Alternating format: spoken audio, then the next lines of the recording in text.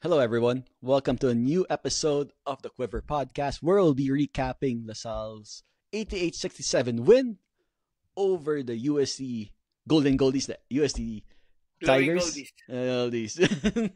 Na na All na right. na papaghalataan yung mga edad glowing goldies. Natin, the Glowing Goldies. All right. Let's first meet the team. Let's do the introductions. I'm Kiko. Who we have here today? First is the man in the middle of the Oreo besties. Yan, si Vic Hapin. Yan. Hey, Vic. Besties! Hello, besties! Hello. Besties! Bestie. Besties! Hello, besties! the Magandang master gabi. of the master of the Yamaha FlexCam, si Willie. Yan, hey Willie. So you're I don't think it's the right way to do the FlexCam. Mali Willie. pala. Maling flex. For those listening on the podcast on the audio version, just stay on there. You want to see that. And finally, the man with the balls of crystal, Brian, fortune teller, Tamaya. Yeah. Yes. Rub those crystal balls, Brian. That's it. Let's see what predictions you have for us today. All right, first guys, but most importantly, before we go to the big win over USD by the Archers, let's congratulate the FEU Tamaraws for getting Let's their first go! win of the year. Let's go! Let's Let's go! go! Let's Go! Diba? It's important we have parity in this league, diba? Yes, yan. importante. Yes. Importante ang parity. Nandun. pare. Importante. Sino ba kalaban ng USD kanina? Ng FEU kanina? Ateneo! Sino? Ateneo ba? Ateneo ka naman kanina. Bob. Relevant pa pala. Bob ang kalaban. Hindi sila masalba ni Ian Espinosa. So, Saka ni Porter. FEU Malungkot ako. Hindi sila Malungkot, nasalba malungkot. ni Ian Espinosa.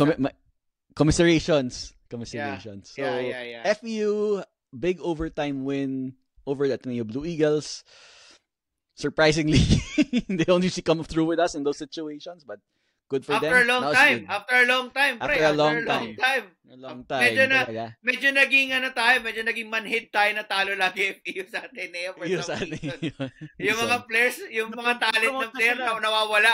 Nawawala yung talent ng mga player ng FEU. Players. Parang Pagkalabag ako ka. nanalo kanina. Sa Space Jam eh. Oo eh. Na-elevate. it's and you know it's creating that log jam at the bottom of the standings in the middle. So let's see how that plays out for the rest of the UAP season. All right, going to our game, guys. 88-67 win by the DLSU Green Archers over the UST Tigers. Double from Mike Phillips. Before we go to the game, guys, Vic, I want to ask you, UST. When we looked at the schedule, we didn't really expect, and we saw this game as well. We didn't really expect to have that same record as UST at this point of the season. Of course, UST hasn't played LaSalle, hasn't played UP, but can you say they've been a surprise package and what things they have been doing that been getting them results so far? Of course, you know, they're coached by Juno Slayer, Pido Harencho, Pido Harencho. What can you say about UST? Hindi mo alam sino head coach, no? Hindi mo alam sino head coach. Yan na daw. Peter Martin daw pala talaga. Ha? Si Peter Martin talaga ang coach. Anyway, Vic, what can you say about UST and getting this point of the season? Are they a success story, a surprise package? What can you say? Actually, I have them parang dark horse eh. Kaso, when NU's poor run of form started after Omar Jan got injured, dun, I think yun na yung perfect window for UST to come into play sa Final Four race. And I have no doubts on Coach Juno's capabilities as head coach. So I think he's been a big help talaga on that side, molding these players. And I think they have better players this year. Alam naman natin yan. They have better players this year compared to last season. So, alam mo yun, there's only, kumbaga, a good coach can take a team so far, but it's still important to have pieces in place for you to, para makapag-coach ka. for to allow a coach to coach, dapat meron ka maayos na materyales. So pero tingin ko, Kicks, kung if NU is Healthy. playing Like to completely what, healthy. kung Mm-mm. if Omar Jan is healthy, and I think if they're playing to their potential similar to yung opening game natin, baka iba yung kwento. Probably baka si UE di natin din pinag-uusapan, which is right now on a 3-game winning run. Sino pa ba? UE, UST, Adamson. hindi, wala eh. I don't yeah, hindi, pero kasi si Adamson, para I really feel Adamson hindi pa. Parang Yeah. there's something wrong with Adamson, especially kahapon, Bray, pinag-usapan natin, 'di ba? Parang once nung second quarter, once UP was making a run, parang na space jam na rin Alam si mo, Adamson eh. alam mo, Parang wala na. tutupi eh. Para yung body language ng team nila parang tutupi din. So parang I think for me it's more of UE and UST gaining ground because of how NU's run of form is as of late. Parang yun yung dalawang nakinabang. Pero it doesn't mean na, like ako, I think, yun nga, sa akin si UST dark horse. So I think they're there. They have better materials. They have a good coaching staff as well. So hindi ako nagulat na 3-1 sila entering our match kanina, and honestly I just love it that we stamp our class na. Sorry, I mean we are both 3-1, but this is the level of 3-1 na ito yung 3-1 na kami, ito yung 3-1 kayo, parang gano'n eh. We just put some separation na ito yung level namin, ito yung level nyo at this point. So hindi naman natin sinasabi na andyan lagi si UST na, well, they still have time to improve. Medyo malayo, marami pa. May buong second round pa. They still have there's always time to improve pa naman si UST. Pero hindi ako nagulat na yun yung record nila. So, and I'm just happy that we were able to outclass them kanina. All right. Then let's go into the game. Willie, UST, like, they was looking for a statement win given where they are now over on the big contenders, diba? Led by Athenian exile, prodigal son, si Fortsky Padrigao. Exile talaga eh, no? Exile to Espanya, diba? Padrigao son. To the flooded lands of Espanya, diba? Us coming from a loss against UE, struggling a bit close against FEU, but I think we're just playing 4D chess, really, giving them confidence for the game earlier against Ateneo. But UST started strong earlier. That first quarter, they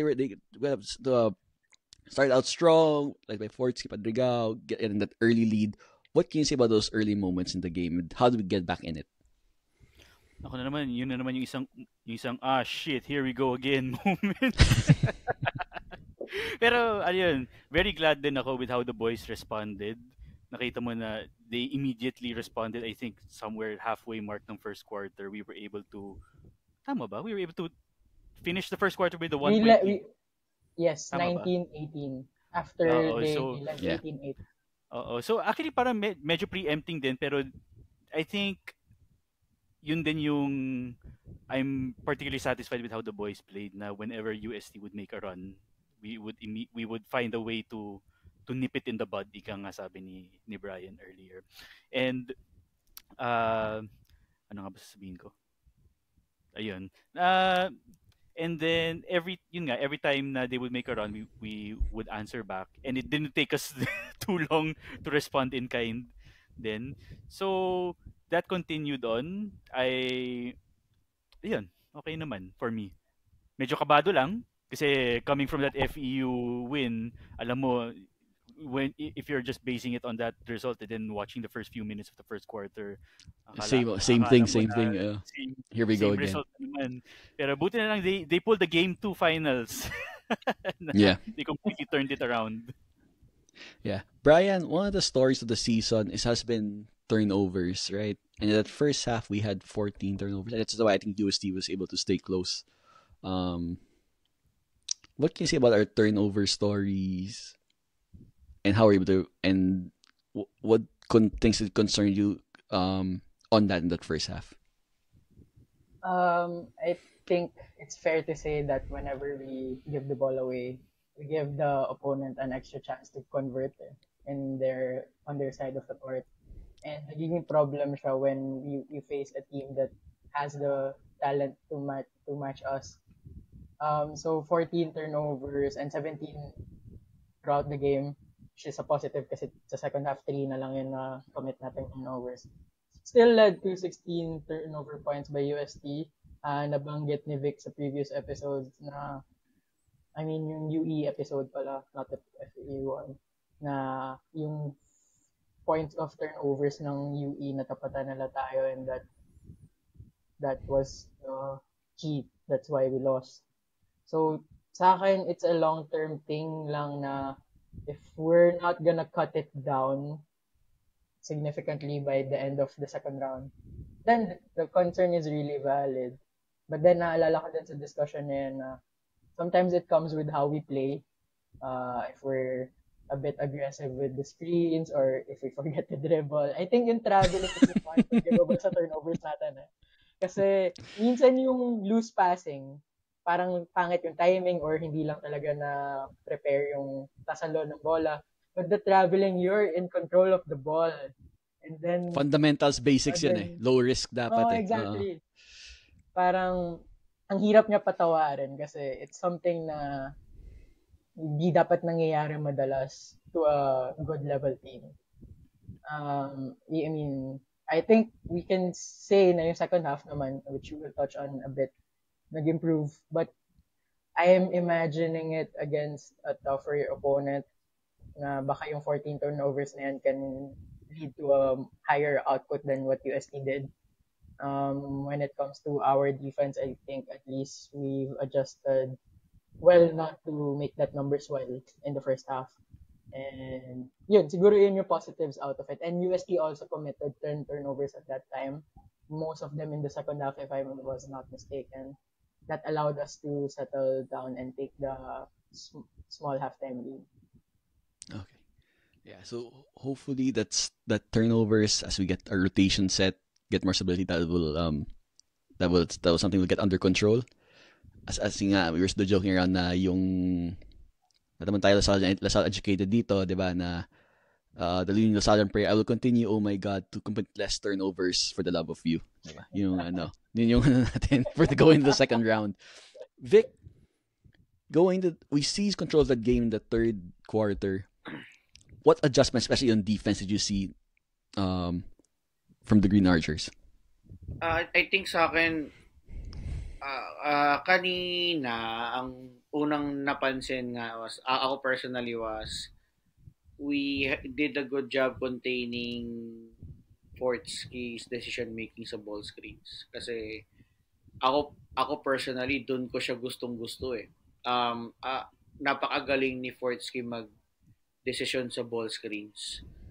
So, ako, hindi ko alam if that was really our strategy or yun yung ano natin, but even if nakakashoot siya ng 3 points kanina, mas gusto ko ng ganun siya kaysa yung nakakapag-facilitate siya with his other teammates. Kasi nangyari din naman kanina na there were instances na we were giving him tough shots eh. Nagpapalitan si Earl, si JC. I mean, we have more than enough bodies to throw at kay Fortski para to make him forced to take top shots.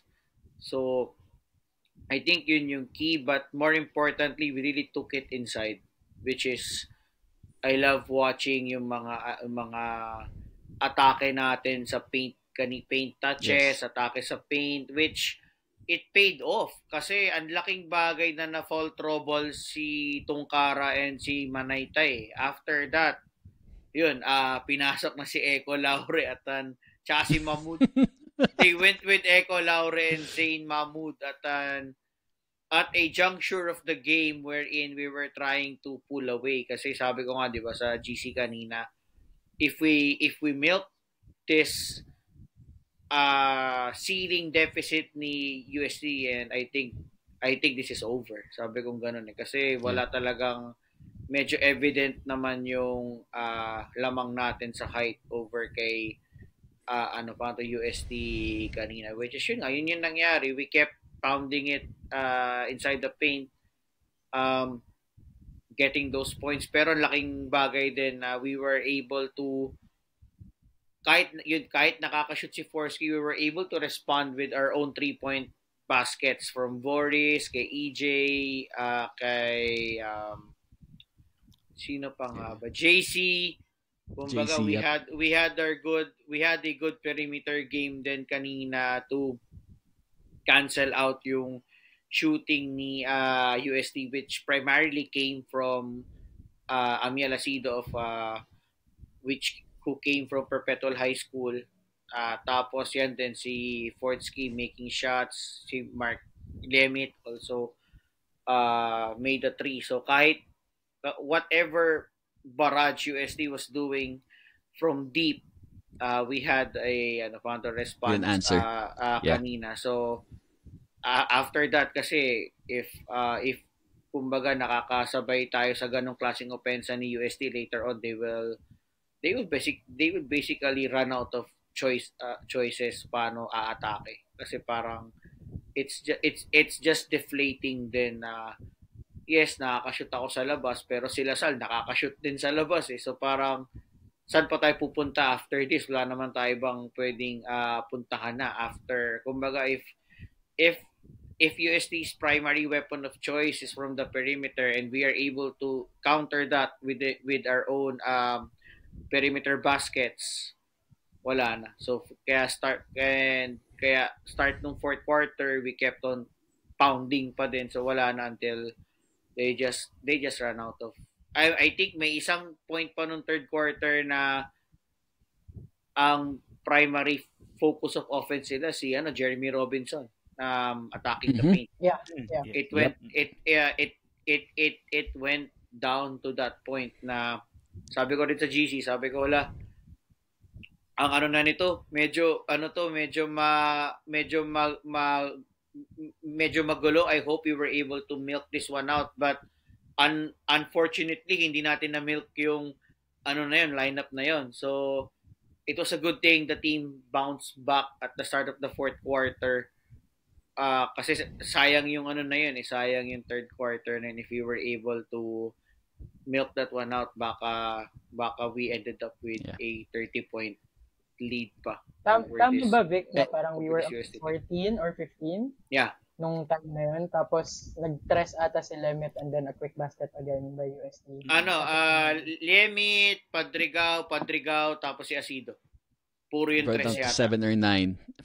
Puro yun. 9 points. Puro tres yun eh. Pero yun nga, ang kasi doon, they were making perimeter baskets, but we were also making our own perimeter baskets. So after that, yun nga, if I'm UST, saan pa ako pupunta? If LaSalle is able to counter whatever points I'm doing from the perimeter, LaSalle can also do it. So wala naman ding legit inside threat si UST. I mean, Tongkara, their FSA also loves to play from the perimeter face up. I mean, he does not have that back to the basket game from the low block na pwede nating threat. Na unlike us, pagkada poste ni Kevin, alam mong automatic na may naka-double eh. May naka-help side agad eh. Pagka-tanggap ni Kevin, yung help side defender is just bluffing eh. So pinag-iisip lang si Kevin eh. So although yun, okay din yun na Kevin made the right decisions then today. Kasi yun nga, with the type of defense USD is giving, it's really important for the others to contribute, which resulted to 5 players from the Green Archers in double-digit scoring. Yeah. Then Brian, going back to Robinson, no relation naman kay Coach Topez, undisclosed, di ba? Hindi man pinagbigyan ni Coach Topez yun, no? As far as we just know. Sure. As far as we know, right? As far as we know, just to check. Baka pinagbigyan, I'll get you some. Good points by Vic. Really how we adjusted that offense, gave opportunities to everyone, whether it's si si Raven cutting inside or getting our guards into slashing positions, making those threes. Also, good point about how we were able to take the ball out of Forsy's hands, forcing him to shoot those threes, not making him make decisions on the court coming off those screens, diba?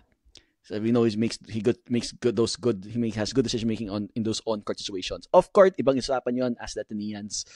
Willie, Tay sila kay bahay ngayon. Tay sila kay bahay. Sila kay bahay. Tsaka kay Idol. Idol Ian. Tsaka kay Idol Ian. Hindi Idol Rafi. Idol Ian. And kay Chris 3-point shooter when it doesn't matter, Porter, di ba? Yes. Willie,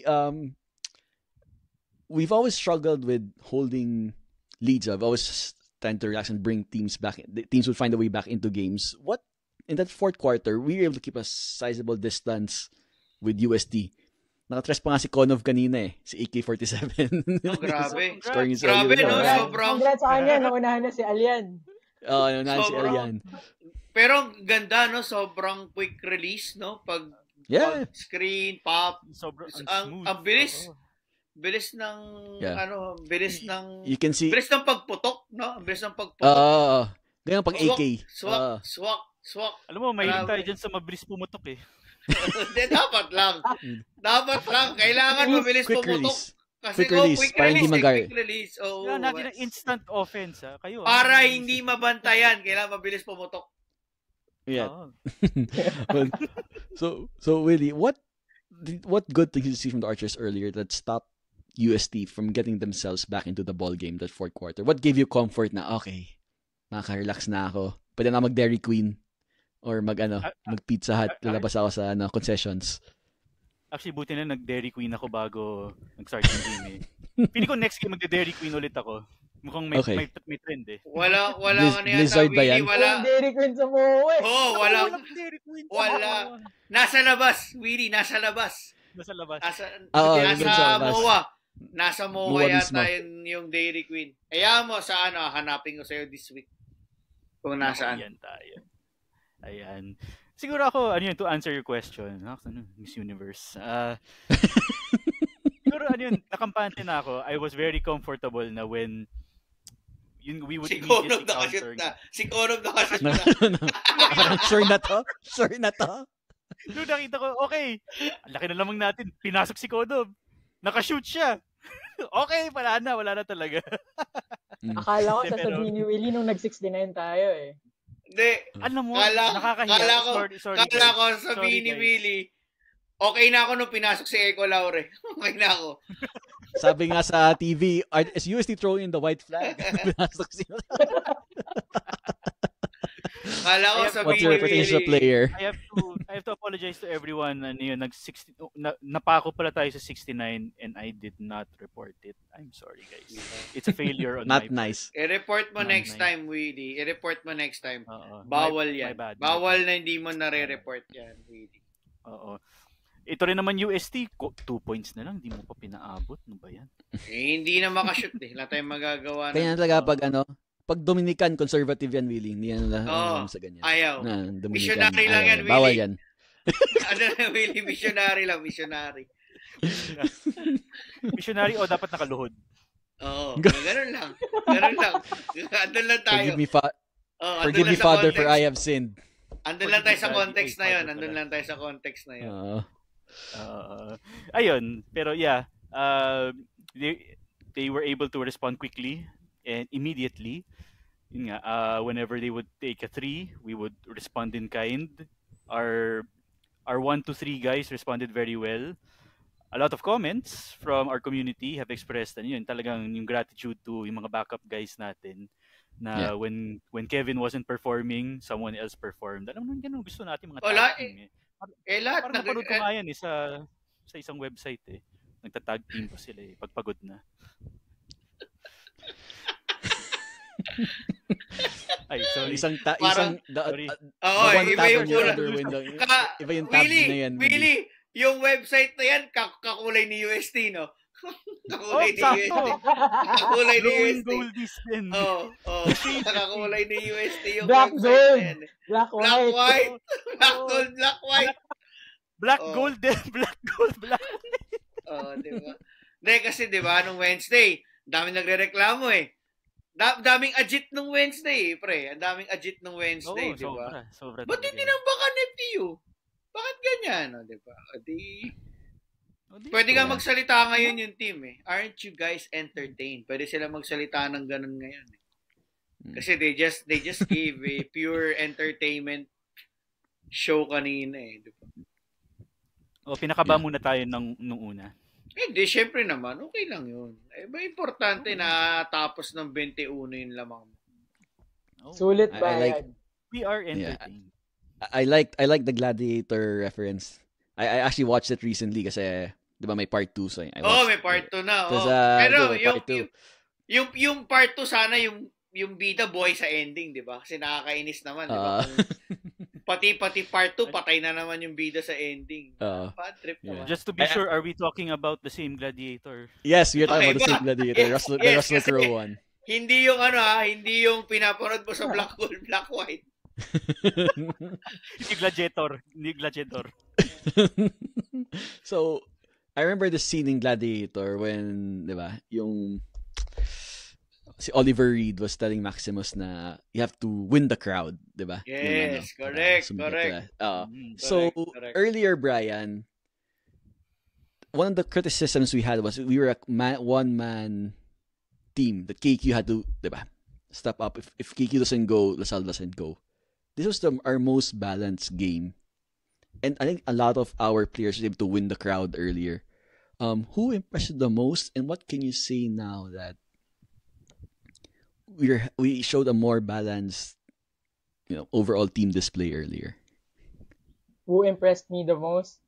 Yeah. Si Liam Ramiro. The joke. No, but bro, we love you. Joke lang to.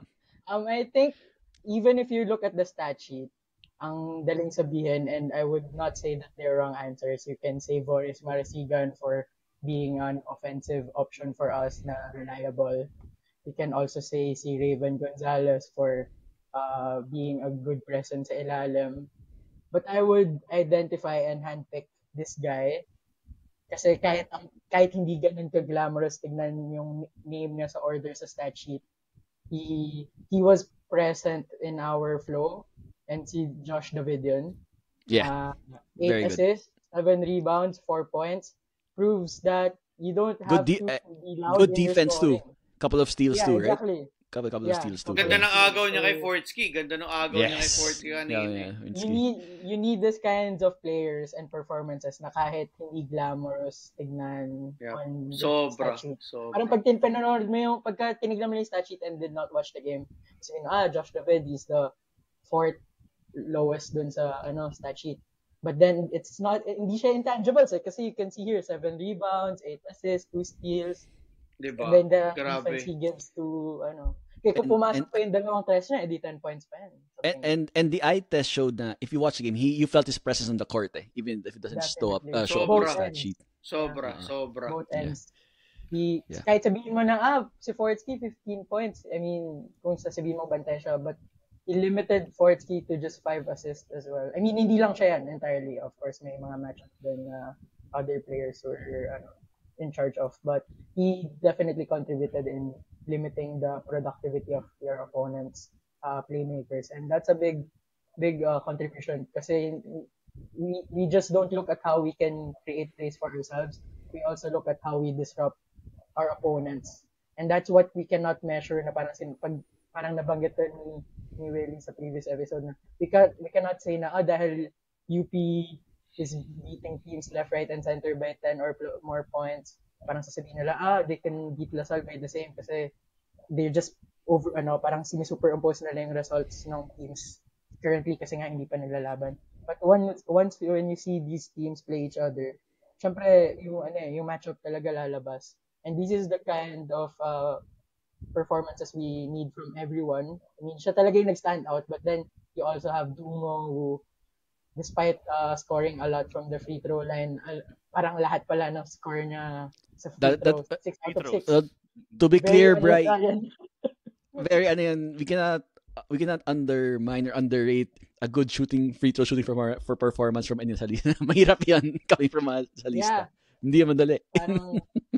Parang 6 out of 6 sa kanya. And then we also have like sina Austria Goliana who again time and again bihira sila maging player of the game like character, but then if they execute their roles properly, you can see the effects sa buong team.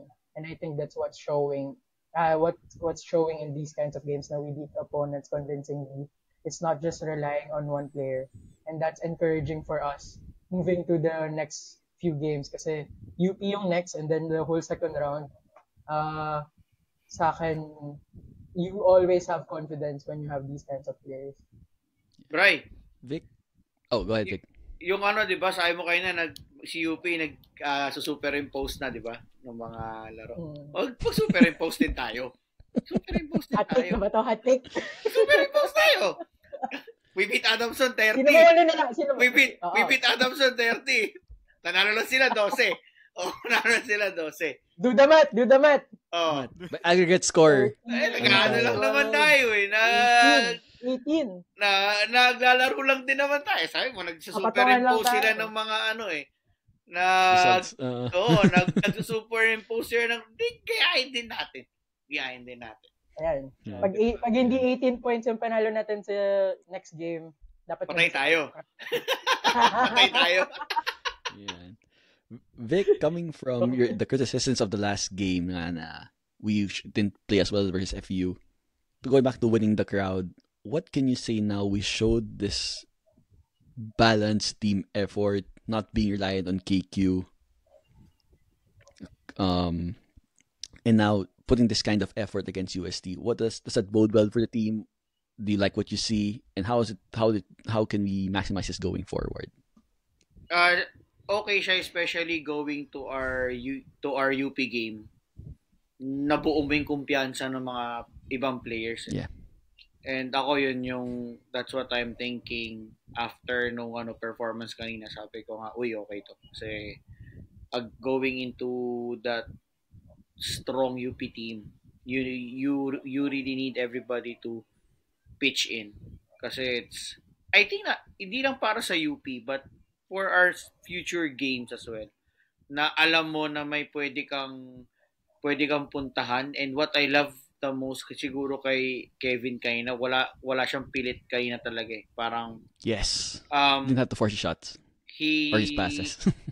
Nung first half parang nagtry siyang umatake, and then he missed 2 layups yata if I'm not mistaken. Then after that, he just focused on being a decoy. Nag-focus siya. He helped facilitate the execution of the plays. Parang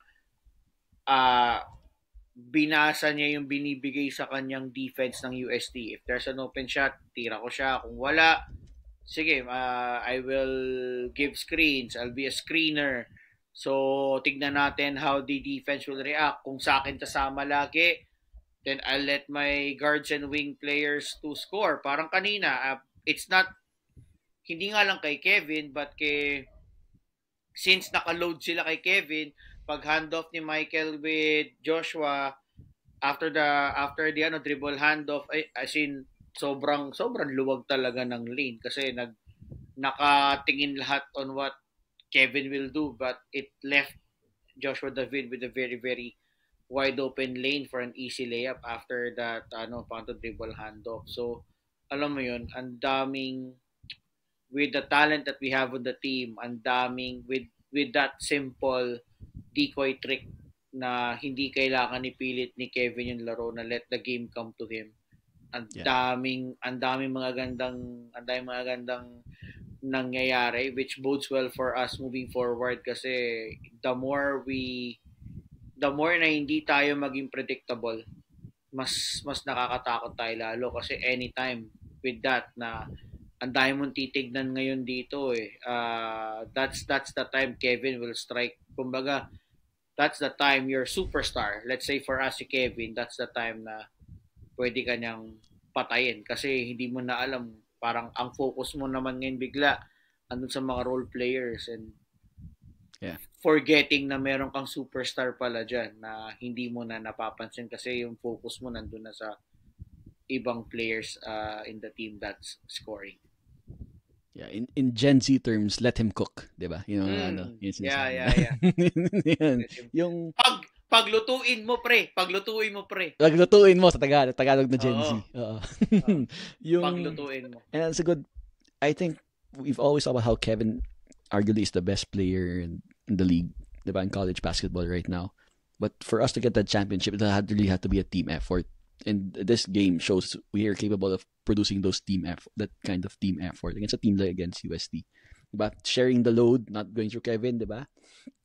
Kung, for example, si Kevin puyat dun sa bagong baby niya, yung isang Phillips, pwede niyang patulugan yung bata pag gabi, di ba? Para hindi mapuyat diba? Para si Kevin, tumulong, ikaw, papatulugan niyo, di ba? Para hindi Assist yun. Assist yun, di ba? Ano yun? Kung kailangan mag-shopping State Farm assist. Kung di ka man lalaro last 2 minutes lang, bili ka muna ng diaper sa Shopwise, di ba? That kind of thing. Di ba? Tulong lang yan sa team effort. Like every neighbor, State Farm is there, di ba? Farm is there. Sabi sa commercial. Yeah. Final point on today's game, Willie. Interesting performance from Mike Phillips. He had a double-double. Interesting that he said in a post-game interview, he dedicated this game to a security guard in the DLSU facility who recently passed away. What can you say about Mike Phillips' performance today? Motor Mike, or I actually like to call him Willie, Motorboat Mike, diba? Motorboat Mike. Alam mo naman, we like the motorboat. Yep. What can you say about his performance? Regarding yung dedication niya to that game, unfortunately, I wasn't able to read the article yet. Masyado akong invested dun sa isang playoff game. Yung kasunod natin. Battle for 7th. Diba? Pero yeah, if you, again, same as what Brian mentioned, if you base it solely on the stat sheet, you would see he had a monster game. But without looking at the stat sheet, just if you watch the game, you can see he really gave all out. He played his heart out doon. Sobrang hustle. Ang dami niyang hustle plays on defense. That one moment where he chased down si Tongkara. Akala mo grabe yun. Breakaway dunk na kagad on the fast Momentum break. changer yun. Sobra.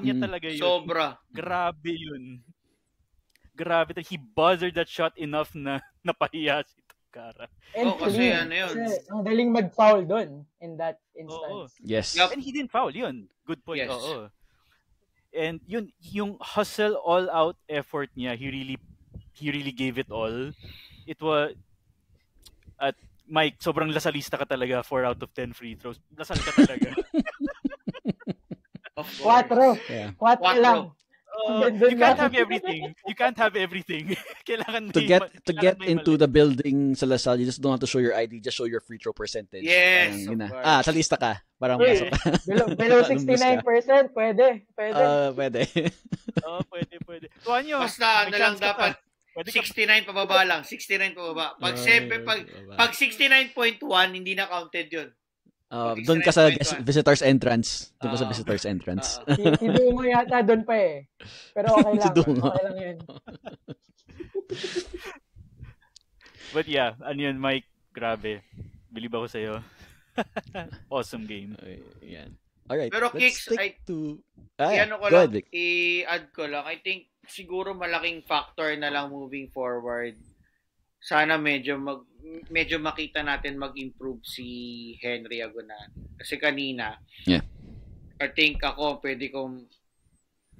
there were still instances na para siyang nagugulat na pinapasahan siya sa ilalim. And then, I think isa pang ko kanina, yung jump hook niya in the lane, parang he's got long arms, pero para siyang T-Rex na very minimal. Kasi I really want Henry to progress as the season goes along kasi ang laking bagay. I have a question for you on Henry Vic. my question is, because we went from Bright, diba, to Henry, because we Yeah. feel Bright was more of a role player. He would, do what he needs to do, help rebound, help on defense. We wanted Henry because we felt he could be more of an impact player, diba? Yeah. Contributing on both ends of the floor, being high efficiency, high production. Do Yeah. you think it's a matter of pressure and confidence? That's why he hasn't settled into that role for us? Hindi ko masabi kung yun yung but I think definitely Is he trying too hard? yung I think yung mga mali naman niya baka makuha naman ng skill work yan. So I mean special shout out kay Coach Joseph. Coach Joseph Gabriel Fino. I think naman siya na siya na dapat bahala kay Henry. But I think yung mga yung ganung I think it can be it can be addressed by skill work naman. Kasi yun lang yung kasi sayang ang daming opportunities lang, and I think may involve talaga siya, especially with how Kevin, yun nga, like nung last episode, 'di ba? Parang favorite ni Kevin maghanap ng bigs eh. Mas mapasa siya sa bigs than sa wings, except kanina nung si UST naka-zone, si Kevin was just scanning kung saan yung may open spot, whether it be under the basket na yung big na nag-trace sa kanya kasi siya yung nasa high post, kasi siya yung may kayang pag sa zone, Kevin will always be on the high post kasi siya yung maraming pwedeng gawin. So once he gets the ball from the high post, pwede siyang pumasa, pwede siyang tumira. That's why he will be always at the high post against zone defenses. So yun nga, parang kanina mas may instances na he's also passing sa mga perimeter guys kasi yun yung binibigay ng zone defense, but naturally mas gusto talaga ni Kevin mag-assist sa big, so walang choice, but I really do hope that we'll see an improvement kay Henry as the season progresses. Second round comes Kasi talaga ako talaga personally kailangan talaga natin siya. Yun yung doon. We really need Henry to perform as well kasi yun parang it will also give ample time for Kevin or Michael to rest, 'di ba? Parang din sila para, and especially going against UP na parang we have an advantage sa front line, sana natin. We want to keep it that way as compared to alam mo yun parang may parang pa rin to Kevin Michael pa rin na front line na where in fact we should have three guys na pwede four guys including Raven, four guys na pwede nating asahan sa front line na. Yeah. How about you, Brian? Do you share the same concerns about Henry, and do you think there's a chance for him to turn his season around to being a major factor in games? Siguro he might have to look at how he can help defensively and then transition, gain his confidence there so that he can translate it to better focus on offense. Alam natin na we try not to make the most out of the plus minus, but siya lang yung negative na malaki this game na minus 10 ka in a game na nanalo ka ng 21 points. I mean, we don't want to nitpick exactly, but it also means that nakikita ka na parang pwede ka atakihin or nagiging negligible impact ka sa defense din natin. So maybe aside from the offensive woes he might be facing, he can also look at improving his stature on defense. And then if he plays well on defense, he can pick up the confidence and be more confident, be more focused on the attack. So yun, skills, and maybe like what you asked Vic kanina, maybe he's overthinking or maybe the pressure on him to deliver right away is big. Kasi like what you mentioned, Bright Nwangko, we know what we will get from Bright. And I think, last season's record, parang alam naman ng tao limited lang yung scoring niya, but the way he at least made himself present in our defense, that was something.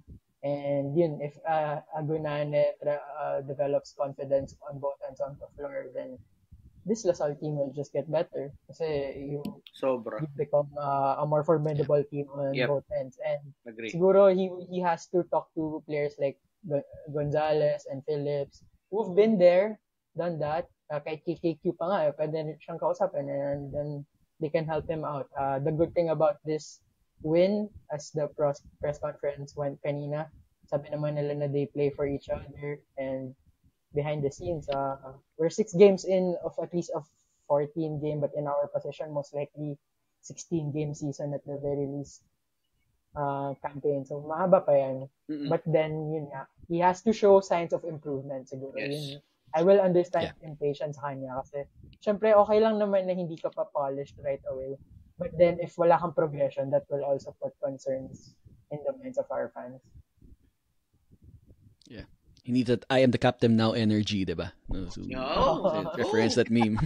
No, diba? He needs that I am the captain now. Okay. So that's it, guys, for the UST game. So before we end today's episode, it's time, guys, for our Diretsuhan hot take segment brought to you by Blue Fire. Hot take. Blue Fire LPG, the only blue that's right for you. Today, we have a hot take. Diretsuhan hot take from Willie. Now, Willie, what's your hot take for today? I know you have a special shout out to someone too.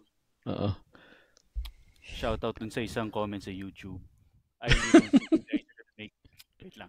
I really don't think you guys are gonna make the Final Four. How's the view from the bottom? So you're saying Ateneo will not make the Final Four? Ating isa ba kaaway mo, Willie? Exactly. Bakit? Why was he X talaga? X mo? X talaga. Ay. We don't go there. We don't talk about that. Kala ko. Kasi masyadong pag binanggit ko, ecstasy. Medyo malalaman na naman yung edad ko. Ecstasy, extano Malalaman na naman edad ko eh. Ako? Atinista? Kami? Joke lang. Wala pa pang experience eh. Wala pa.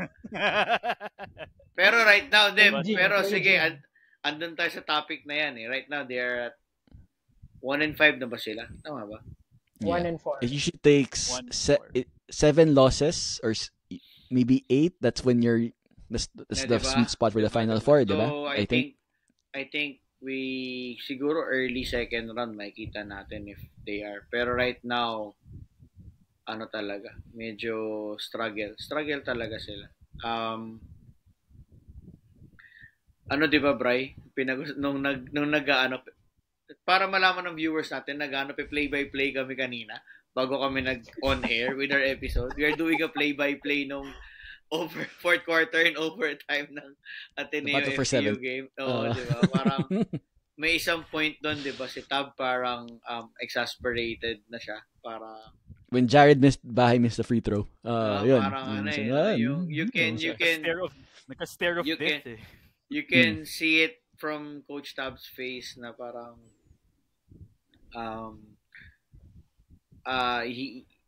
there's so much a coach can do to a team. Parang ganun. So makikita natin. Let's see. They have a lot of work. They have a lot of work to do if they really want to get into the Final Four.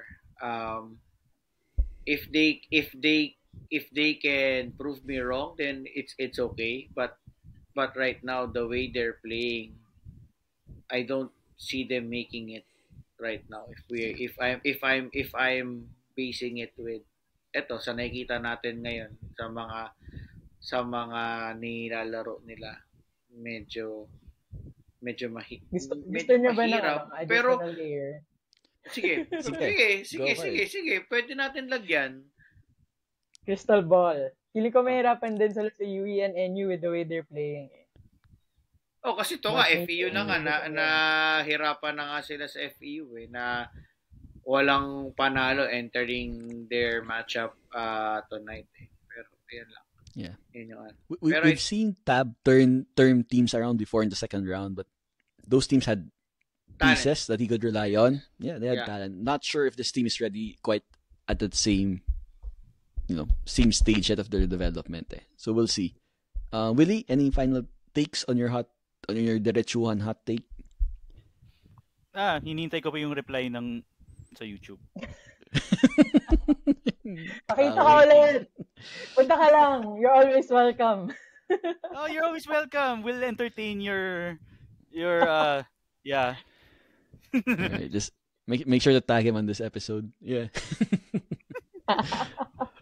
Alright, so that was our Diretsuhan hot take brought to you by Blue Fire LPG. The only blue that's right for you for all your LPG needs. So guys, Brian, Vic, Willie, thank you for today's episode. Heads up to our listeners. We have 2 special episodes coming up for you this week. 2. Not Not one. one. Not two. Not, But not 2. one. Not 2. But Not 3. 2. Ay, Not 3. not 3, not 2, not 1, but none. Hindi, joke lang. None. So we have Ano ba yan? Yung Ateneo wins ba yan this season? Not Oh. Oy, wag Grabe ka. ka. Grabe ka. Grabe. Grabe ka, Bray. Grabe. Tapos Brian, the things we are going, there probably 3 wins per isang win doon sa atin second round. Tapos sa South ko Yun na lang. ganun yung mangyayari. Shit. Not your friends. Pinagbigyan pa natin. Oh, so anyway, we have 2 episodes for you coming up this week. As you all know, it's the 20th anniversary of the 2014. Yes. Of course, that year doesn't count in UEP record books, but in our memories, it counts every single Yes. bit. So we'll have a special. Pati yung 1991 sa atin din yan. And 1991 versus We're FU not- as well. We're not giving them away. Yep. So we have the 2004 championship special look back episode. We have a special guest, a member of that championship team. No, hindi yung dalawa. That's what you're thinking. Hindi yung dalawang yun iniisip nyo. Hindi yun, hindi yun. Inunahan na namin kayo. Kala nyo ha. It's mga- Kala nyo mahilig kami sa controversy kaya sinisip, uy, baka magte-tell all na yung dalawa. Hindi si Rafa Benitez o kaya si Win Gatchalian. Hindi sila. Saka mamaya, sipin nila yung... We require a diploma or dalawang pep test para to appear on this show. Yes, So, yes, at the yes. very least. Medyo- Basic requirement. Medyo pinapa-verify pa namin yan sa Ernst & Young. Parang raffle. No? Yan. Parang raffle. Raffle. Di ba pag may raffle, pinapa-verify kay Ernst & Young Ano tsaka ito? SGB. Tsaka Tsaka Said sa representative. Tsaka sa SGB, di ba? May tumitingin sa SGB niyan, di ba? May mga raffle. Yeah. So we have that special episode coming out this week with a special guest, a member of that team. So watch out for that. Also, throughout the first round, we know we take it one game at a time, but always had that eye out for the UP game. Diba? One eye out there. We know it's coming, being the other challenger or one of the title contender for this season. So we'll be having a special UP preview here with the guys coming up this week. Kung sa Gladiator team, diba? It's when we play against, we find Maximus takes on Emperor Commodus. Or Governor Commodus, diba? In this, si Gov, diba? Si Gov. Go! Gov Commodus. Si Drogus. So watch out for those 2 special episodes coming out this week.